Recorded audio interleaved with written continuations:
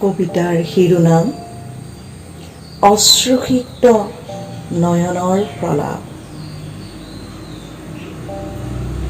তোমাৰ চকুলৈ চাব নোৱাৰিলোঁ আজি, অশ্ৰুৰে ভৰে দুনয়ন।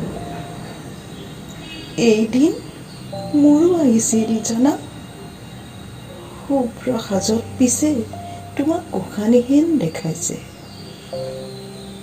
জীৱন যুদ্ধখনত সৈনিক হৈ নাভাগৰিবা, পৰাভূত হোৱাত মহত্ব ক'ত? আগুৱাই যোৱা, সাহস তোমাৰ লগত। শূন্য দেখিছা চাগে সকলো, শূন্য কেউকা, এন্ধাৰে আৱৰা জীৱনৰ বিয়লি।